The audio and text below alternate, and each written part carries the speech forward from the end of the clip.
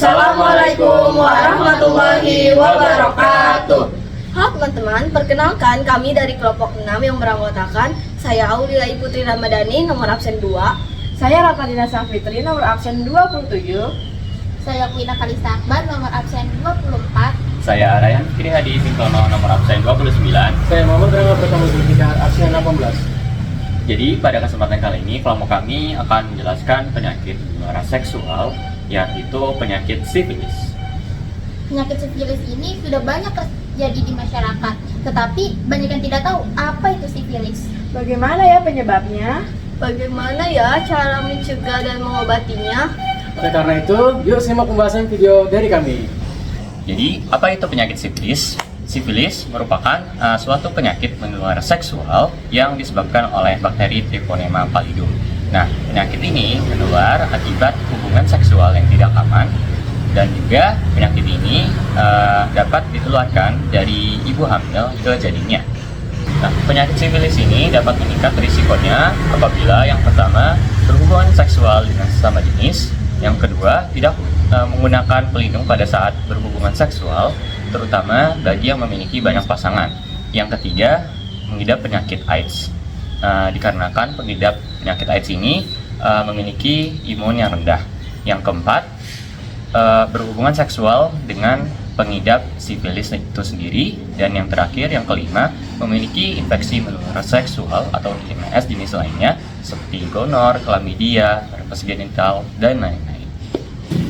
Ciri-ciri penyakit sifilis adalah yang pertama munculnya ruam merah dan luka lepuhan, yang kedua terjadinya rambut rontok, yang ketiga demam tinggi dan sakit tenggorokan, yang keempat pembengkakan pada kelenjar getah bening, yang kelima adalah munculnya luka bernanah.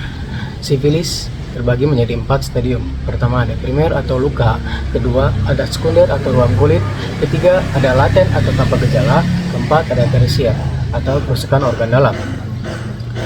Sifilis apa yang disebabkan oleh peradangan?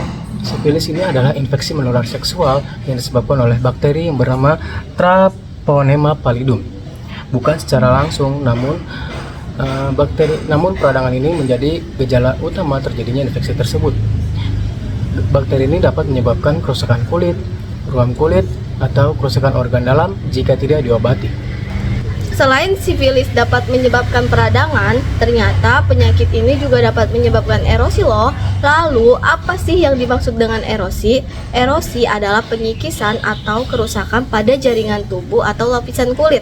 Pada sifilis, erosi terjadi akibat luka yang tidak diobati dengan baik atau infeksi yang terus berkembang. Bakteri sifilis ini akan terus-menerus menyerang lapisan tubuh secara perlahan. Yang awalnya hanya luka kecil, karena infeksi yang terus-menerus, luka tersebut akan semakin melebar, mengikis, dan semakin buruk. Dalam kondisi ini, area yang terinfeksi akan lebih mudah terserang bakteri sifilis dan juga akan semakin memperburuk keadaan. Untuk penyebab utama sifilis sendiri yaitu dari bakteri Treponema pallidum, tetapi ada penyebab lain dari sifilis itu sendiri. Yang pertama, berhubungan seksual yang dimana mengenai vagina, oral ataupun anal, berganti-ganti pasangan, serta tidak menggunakan pengaman saat berhubungan seksual. Tetapi juga ada penyebab lainnya yaitu dari transfusi darah ataupun jarum suntik yang sudah terinfeksi. Lalu bisa juga melalui ibu ke janin. Cara pencegahan penyakit sifilis adalah yang pertama setia pada satu pasangan, yang kedua adalah tidak gonta-ganti pasangan, yang ketiga adalah menggunakan pengaman saat berhubungan seksual, yang keempat adalah tidak berbagi jarum suntik, yang kelima adalah cek kesehatan rutin. Untuk pengobatan sifilis sendiri biasanya menggunakan terapis ataupun antibiotik. Biasanya antibiotik digunakan melalui suntikan tunggal yang bernama Byzantine Penicillium G. Suntikan tunggal ini biasanya digunakan untuk sifilis primer, sekunder, ataupun laten.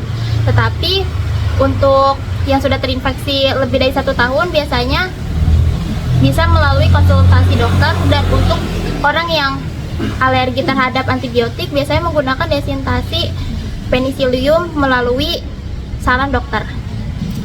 Dan yang terakhir ada penanggulangan penyakit sifilis dengan melakukan pemeriksaan dini, misalnya memeriksakan diri ke layanan kesehatan jika muncul gejala-gejala yang memungkinkan agar segera bisa ditindaklanjuti. Yang kedua, melakukan pengobatan secara tuntas sesuai dengan anjuran dokter.